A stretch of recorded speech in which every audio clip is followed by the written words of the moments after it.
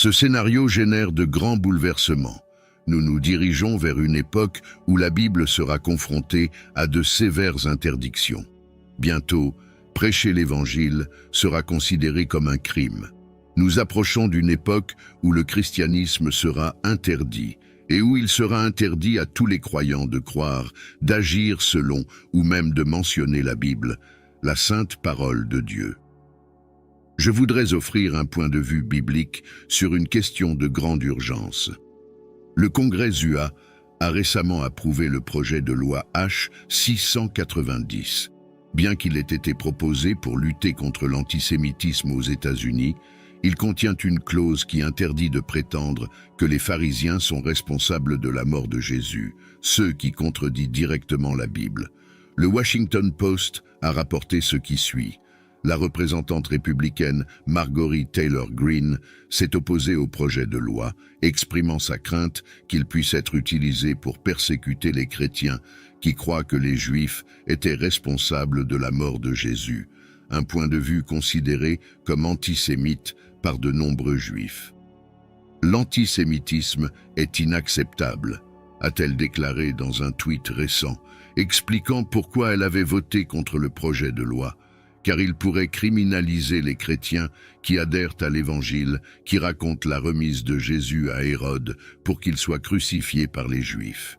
Les réactions à ce projet de loi sont intenses et les opinions divergentes se multiplient.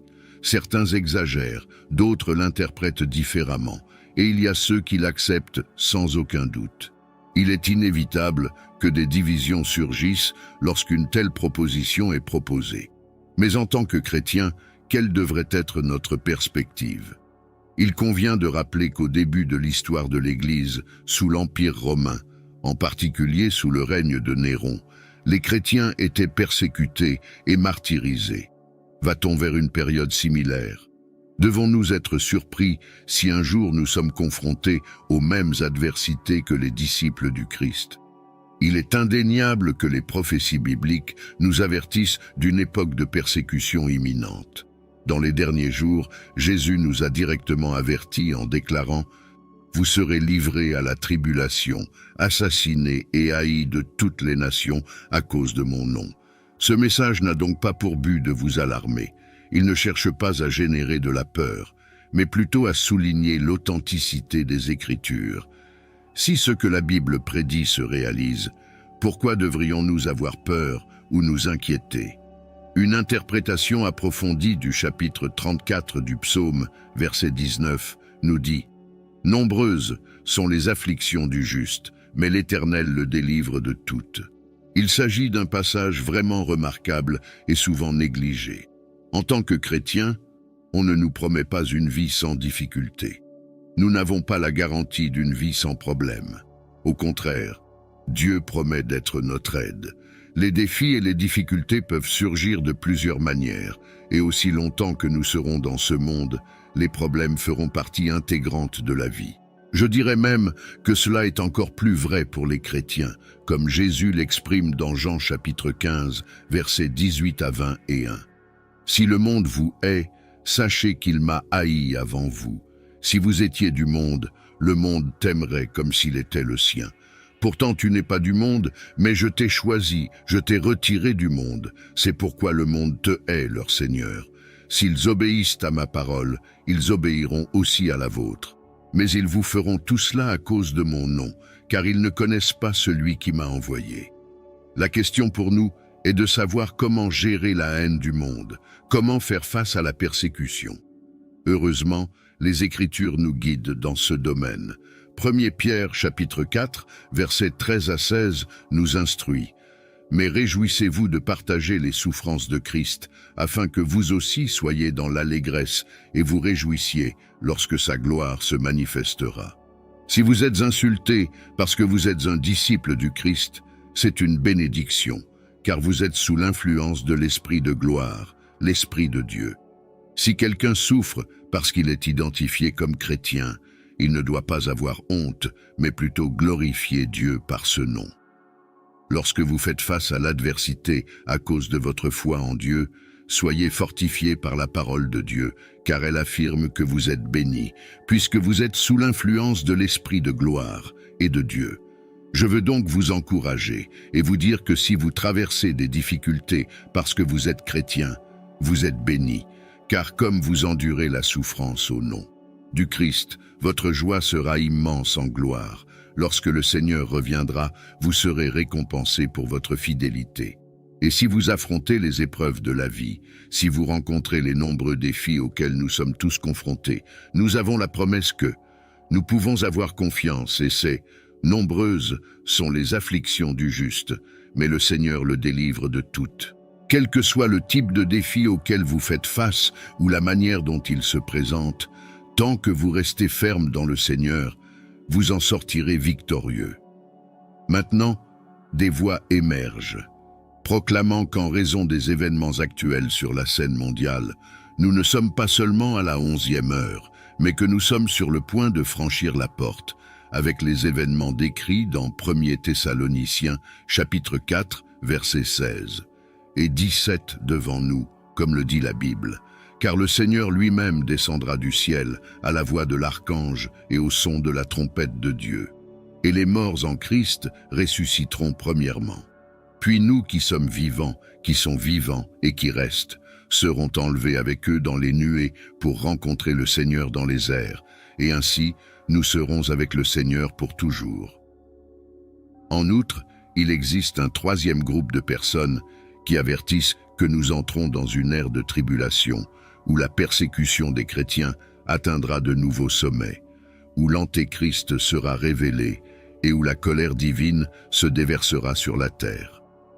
Tous ces scénarios potentiels constituent un défi pour de nombreux croyants. Sommes-nous au bord d'une bataille apocalyptique? Nous sommes à un clin d'œil de l'enlèvement évoqué par Jésus dans Matthieu chapitre 24, versets 40 et 41, où l'on lit « Alors 2 seront dans les champs, l'un sera pris et l'autre laissé. 2 femmes moudront au moulin, l'une sera prise et l'autre laissée. » Avec tous ces messages et possibilités, il est compréhensible que personne n'ait de réponse claire sur la suite des événements. Mais Dieu est aux commandes. Alors, quelle est notre attitude à ce sujet? La vie continue-t-elle comme d'habitude? Devons-nous abandonner nos tâches et nous consacrer au jeûne et à la prière quotidienne en attendant le retour de Dieu? Que devrions-nous faire? Ce dernier temps, nous avons reçu un flot d'emails posant des questions telles que « Je m'inquiète de tout ce qui se passe dans le monde. Comment puis-je surmonter la peur de l'époque actuelle ?» Une autre question était « Les chrétiens doivent-ils s'inquiéter de la fin des temps ?» Et encore une autre question « Devrions-nous nous préoccuper des événements actuels et de la mesure dans laquelle nous sommes proches de l'accomplissement des prophéties bibliques sur la fin des temps ?» Ce ne sont là que quelques-unes des questions que nous avons rencontrées, mais je soupçonne que de nombreux chrétiens à travers le monde ressentent la même inquiétude, le même malaise, peut-être même l'anxiété ou la même tension face au moment présent. Tout d'abord, je veux vous ramener à l'époque où Jésus-Christ marchait sur terre. Un jour, sur le mont des Oliviers, ses 12 disciples l'abordèrent en privé avec une question qui les troubla profondément. Ils lui demandèrent « Dis-nous quand toutes ces choses arriveront et quel sera le signe de ta venue et de la fin du monde. » Dans Matthieu chapitre 24, versets 4 à 8, Jésus a répondu à ses disciples avec des paroles qui résonnent encore en nous aujourd'hui. Il dit « Prenez garde que personne ne vous séduise, car beaucoup viendront en mon nom disant « Je suis le Christ » et ils séduiront beaucoup de gens. Vous entendrez parler de guerres et de bruits de guerre. Voyez, ne vous inquiétez pas, car il est nécessaire que ces choses arrivent, mais ce n'est pas encore la fin. Une nation s'élèvera contre une nation, et un royaume contre un royaume. Il y aura des famines, des pestes et des tremblements de terre en divers endroits. Regardez bien, le premier avertissement que Jésus a souligné dans les versets 4 et 5 était « Méfiez-vous de l'illusion, beaucoup de faux prophètes, beaucoup d'imposteurs, beaucoup seront déguisés en brebis, mais ce seront des loups. » Deuxième signe de sa venue, Jésus a mentionné que vous entendrez parler de conflits et de rumeurs de guerre. Et n'est-ce pas ce à quoi nous assistons aujourd'hui? Cependant, dès qu'il a évoqué les perturbations que vous entendrez, il a également dit « Ne vous inquiétez pas ». Avant de mentionner le troisième signe de sa venue, Jésus avait déjà conseillé à ses disciples de ne pas s'inquiéter, de ne pas se laisser déranger lorsqu'ils entendaient parler de troubles dans le monde. Maintenant, arrêtez-vous un instant et réfléchissez, cela ne vous convient-il pas? Vous pouvez clairement discerner cette époque lorsque vous regardez les prophéties bibliques et les événements actuels, car nous vivons sans aucun doute dans les derniers jours. Il est clair qu'il existe de grands troubles et conflits entre les nations. Il suffit de regarder l'actualité pour constater une augmentation du nombre de conflits et de guerres, ainsi que des rumeurs de guerre dans le monde. Cependant, alors que les médias parlent constamment de guerre, que des images troublantes circulent en ligne et que des commentateurs politiques discutent de la possibilité d'une guerre mondiale, comment devrions-nous gérer tout cela?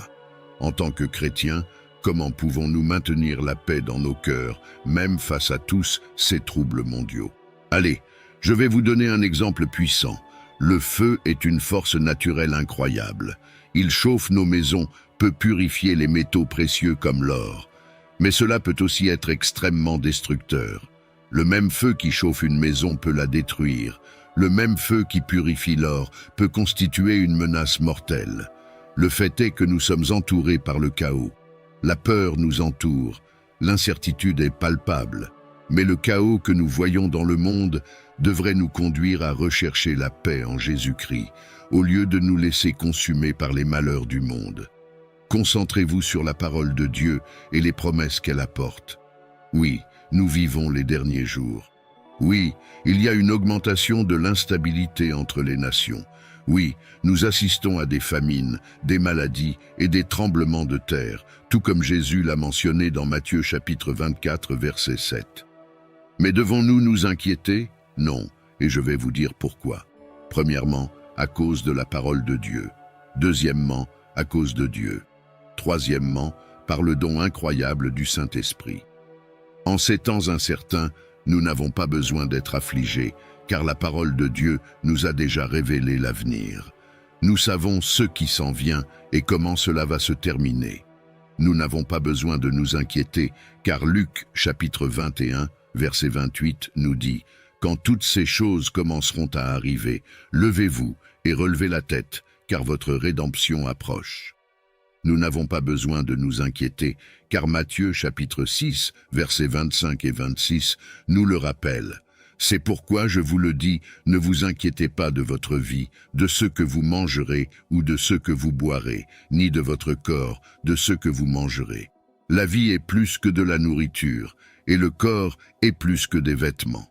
Regardez les oiseaux du ciel, ils ne sèment pas, ne moissonnent pas et n'emmagasinent pas dans des greniers, et pourtant le Père Céleste les nourrit plus qu'eux. Ce qui devrait vraiment vous rassurer en tant qu'enfant de Dieu, c'est le comportement impeccable de Dieu envers ses enfants. Il les a toujours défendus, est resté fidèle et a sauvé ceux qui lui faisaient confiance. Repensez à la Genèse, lorsque le monde était plongé dans le mal et la corruption. Dieu a protégé Noé et sa famille, montrant qu'il se soucie de ceux qui lui font confiance.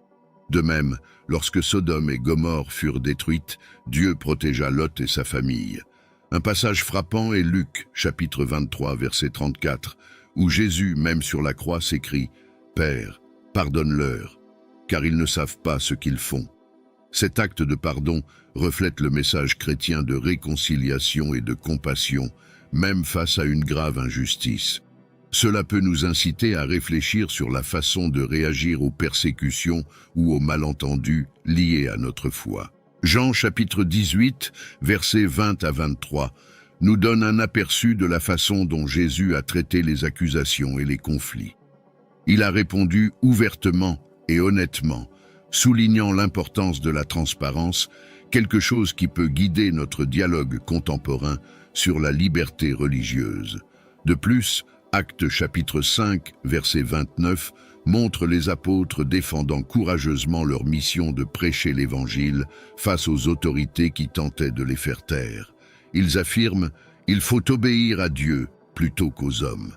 Cela met en évidence la priorité de la conscience et de la mission spirituelle sur les lois humaines, un sujet crucial dans les débats sur l'expression religieuse. D'un autre côté, Romains chapitre 13, versets 1 et 2 nous rappelle l'importance de se soumettre aux autorités établies par Dieu. Ce texte peut être utilisé pour défendre l'obéissance aux lois, y compris celles qui promeuvent le respect et la coexistence entre les différents groupes religieux. Matthieu chapitre 5, verset 44, nous demande d'aimer nos ennemis et de prier pour ceux qui nous persécutent, nous mettant au défi de répondre à la haine par l'amour et la prière, montrant que la véritable force spirituelle réside dans la capacité d'aimer inconditionnellement. Ce passage révèle la profondeur et la richesse des réponses bibliques aux questions de persécution, d'autorité et d'interaction sociale. Ces passages constituent un véritable trésor de sagesse et de conseils permettant aux chrétiens de relever les défis contemporains tels que ceux présentés par le projet de loi HR 690, tout en préservant l'intégrité de leur foi et de leur témoignage. Sur la base de ces textes et des défis actuels, il est absolument essentiel que la communauté chrétienne continue d'explorer, de débattre et de vivre les enseignements bibliques d'une manière qui honore à la fois Dieu et son engagement en faveur d'une société juste et aimante.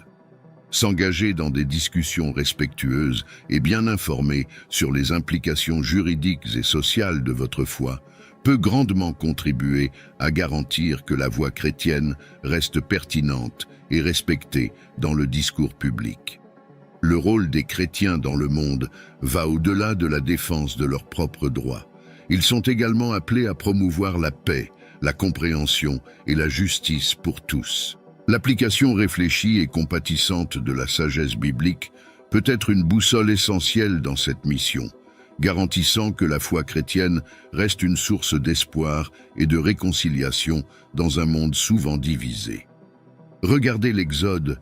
Lorsque l'ange de la mort traversa l'Égypte, Dieu protégea ceux qui lui faisaient confiance et marqua leurs portes de sang.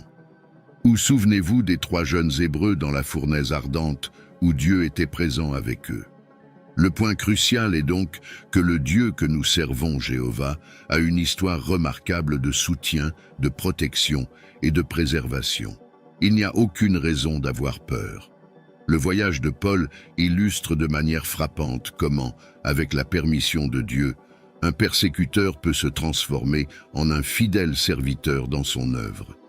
Cela commence de façon dramatique à Jérusalem, où Saül, également connu sous le nom de Paul, était un pharisien zélé qui persécutait sans relâche les chrétiens. Actes chapitre 8, verset 3, décrit comment Saül a dévasté l'Église, pénétrant par effraction dans les maisons et arrêtant des hommes et des femmes.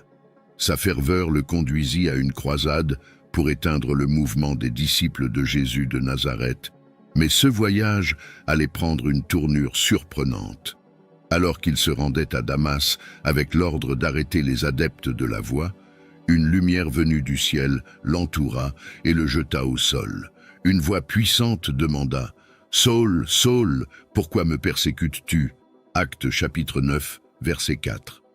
Tremblant et abasourdi, il demanda « Qui es-tu, Seigneur » La réponse résonnait « Je suis Jésus, que vous persécutez. » La lumière était si intense que Saül fut temporairement aveuglé et dut être guidé par ses compagnons jusqu'à Damas. Il a passé 3 jours immergé dans l'obscurité, à la fois physique et spirituelle, sans voir, sans manger, ni boire. Pendant ce temps, Saul a dû repenser tout ce qu'il savait et croyait. Celui qui avait autrefois une vision claire de sa mission religieuse se trouvait désormais dans un monde sombre et incertain. Pendant ce temps, à Damas, un disciple nommé Ananias reçut une vision du Seigneur lui ordonnant de rendre visite à Saül, malgré ses craintes dues à sa réputation de persécuteur. Ananias obéit et arriva à l'endroit où se trouvait Saül. Il imposa les mains à Saül et dit « Frère Saül, le Seigneur Jésus, qui t'est apparu sur le chemin où tu venais, m'a envoyé pour recouvrer la vue et être rempli du Saint-Esprit. » Actes chapitre 9, verset 17. Instantanément, quelque chose comme des écailles tomba des yeux de Saul, et il put à nouveau voir. Il se leva, se fit baptiser et commença à manger, reprenant des forces. Au cours des jours suivants, Saul, désormais connu sous le nom de Paul, s'est engagé dans l'apprentissage et la communion fraternelle avec les disciples de Damas. Il a commencé à comprendre plus profondément la foi qu'il avait autrefois tenté de détruire. Paul commence alors à prêcher dans les synagogues, proclamant que Jésus est le Fils de Dieu. Sa prédication était si puissante et si convaincante qu'elle confondait à la fois ses anciens disciples et ses adversaires. L'incroyable transformation d'un persécuteur implacable en un fervent prédicateur était quelque chose qui défiait la croyance de beaucoup. À mesure que Paul gagnait en influence, le nombre d'ennemis qui voulaient le faire taire augmentait également. Il a fait face à plusieurs complots visant à se suicider. Lors d'une occasion mémorable, ses disciples l'ont aidé à s'échapper de Damas en le déposant la nuit dans un panier au-dessus des murs de la ville. Actes chapitre 9, verset 25. Cette évasion audacieuse n'était que le début d'années remplies de missions dangereuses, au cours desquelles Paul faisait face à des menaces constantes. Il entreprit plusieurs voyages missionnaires à travers le monde méditerranéen, fondant des églises, enseignant et débattant avec des juifs et des gentils. Dans chaque ville qu'il a visitée, il a trouvé de nouveaux défis et opportunités pour diffuser l'Évangile dans des lieux comme Philippe, Thessalonique, Corinthe et Éphèse. Paul a non seulement prêché sur Jésus, mais il a également vécu une vie qui illustre la foi, l'amour et l'endurance. Son dévouement au ministère a finalement conduit à sa première arrestation majeure à Jérusalem. Il a été arrêté sur la base de fausses accusations de violation de la loi juive et de profanation du temple. Durant son incarcération, il a eu la chance de témoigner devant les gouverneurs et les rois, occasion qu'il a profité pour proclamer sa foi en Jésus-Christ avec courage et fermeté. Devant le gouverneur Festus et le roi Agrippa, Paul défendit avec passion sa foi et sa mission. Il a détaillé son parcours, passant de persécuteur acharné à fervent apôtre du Christ, défiant Agrippa avec la question « Crois-tu au prophète, ô roi Agrippa ?» Je le sais. Actes chapitre 26, verset 27. Bien qu'Agrippa ait été touché par la sincérité et le courage de Paul, il ne s'est pas converti. Il reconnaît cependant que Paul aurait pu être libéré s'il n'avait pas fait appel à César. Déterminé à faire appel à l'empereur, Paul entreprend un dangereux voyage vers Rome. Au cours de son voyage, il affronte l'une des pires tempêtes jamais enregistrées en Méditerranée, entraînant son naufrage sur l'île de Malte. Même face à cette situation extrême, Paulo est resté ferme dans sa foi et a dirigé avec courage, assurant la sécurité de tous à bord et guérissant même les malades sur l'île. À Rome, même assigné à résidence, Paul a continué son ministère, recevant tous ceux qui venaient à lui, prêchant le royaume de Dieu et enseignant le Seigneur Jésus-Christ en toute audace et sans restriction. Cette période est également marquée par une profonde réflexion qui le conduit à écrire plusieurs de ses épîtres, qui deviendront une partie essentielle du Nouveau Testament. La vie de Paul est un témoignage vivant de la puissance transformatrice de la grâce de Dieu, montrant comment quelqu'un peut changer radicalement d'un persécuteur implacable à l'un des plus grands défenseurs de l'Évangile. Son histoire nous rappelle avec force que personne n'est à l'abri de la miséricorde et de l'amour de Dieu. Ces lettres et ces enseignements continuent d'avoir un impact sur des millions de personnes à travers le monde, façonnant la foi chrétienne et offrant espoir et inspiration à tous ceux qui sont en quête de vérité. Paul a affronté la persécution, l'emprisonnement et même l'ombre de la mort avec un courage et une foi inébranlables. Il n'a jamais douté que suivre le chemin du Christ, même si cela lui coûtait tout, était le plus précieux. Son héritage ne consiste pas seulement en des mots écrits, mais en une vie entièrement consacrée à son Sauveur. Il a vécu et est mort fermement dans sa foi, convaincu que son œuvre aurait un impact éternel. Dans ces derniers jours, Paul réfléchit à son voyage avec une vision éternelle, comme nous le voyons dans sa deuxième lettre à Timothée. Il écrit « J'ai combattu le bon combat, j'ai achevé la course, j'ai gardé la foi. Maintenant, la couronne de justice m'est réservée. » 2 Timothée chapitre 4 versets 7 et 8. Ce mot résume non seulement la résilience et l'engagement de Paul, mais inspire également tous ceux qui sont confrontés à des défis dans leur cheminement de foi. Il a vu au-delà de l'adversité temporaire la récompense éternelle qui l'attendait, une vision qui a soutenu et guidé son ministère. Les enseignements de Paul n'ont pas échappé à la controverse. Il débattait souvent avec ceux qui remettaient en question son interprétation de l'Évangile. Dans ses lettres aux Galates, par exemple, il défendait avec passion l'Évangile de la grâce contre ceux qui tentaient d'imposer la loi juive aux convertis païens. « Ô Galates insensés, qui vous a fasciné au point que vous n'obéissiez pas à la vérité ?» Galates chapitre 3 verset 1.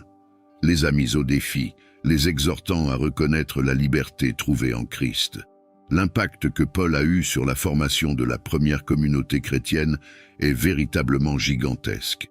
À travers ses voyages, ses écrits et ses sermons, il a joué un rôle fondamental dans la structuration du christianisme primitif, mettant en avant des thèmes cruciaux tels que la rédemption, la résurrection et le rôle du Saint-Esprit. De plus, ses débats et collaborations avec des personnalités importantes telles que Pierre et Jacques ont été essentiels pour définir et améliorer les doctrines essentielles du christianisme. La capacité de Paul à trouver de la force au milieu des épreuves est l'une des facettes les plus frappantes de son histoire. Dans Philippiens chapitre 4 versets 11 à 13, il partage son expérience d'apprendre à être satisfait dans toutes les situations, que ce soit dans l'abondance ou dans la pénurie. « Je peux tout faire par le Christ qui me fortifie », dit-il, transmettant un témoignage puissant de la suffisance du Christ, même dans les moments les plus difficiles. Même confronté à la perspective de la mort, Paul a continué à se concentrer sur l'avenir de l'Église et le bien-être spirituel de ses disciples. Par ses lettres, il guidait, corrigeait et encourageait ses communautés, visant toujours à renforcer une foi solide et durable. Ces paroles, dans Romains chapitre 8, versets 38 et 39, où il affirme que rien ne peut nous séparer de l'amour de Dieu, résonnent comme un hymne d'espérance et de sécurité éternelle. L'héritage de Paul culmine dans un héritage durable qui influence et inspire encore les églises qu'il a fondées aujourd'hui. Ces lettres et sa vie continuent d'avoir un impact sur des générations de chrétiens.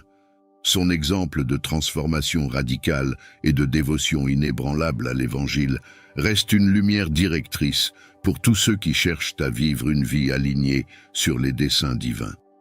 Le parcours de Paul, plein de rebondissements, de défis et de réalisations, est un puissant rappel de l'impact que peut avoir une vie consacrée à Dieu. Chaque chapitre de son histoire nous incite à affronter nos propres obstacles avec courage, à rechercher la vérité avec passion et à vivre chaque jour avec la certitude qu'avec Dieu, tout est possible. Nous ne pouvons pas oublier la merveilleuse présence du Saint-Esprit dans nos vies. Cela nous permet d'être intrépides au milieu du chaos et nous renforce face à l'adversité. Le passage de Romains chapitre 8, verset 26, nous rappelle que l'Esprit nous aide dans notre faiblesse, intercédant pour nous d'une manière que nous ne comprenons même pas. Que Dieu continue de bénir et de guider nos pas alors que nous avançons sur notre chemin de foi.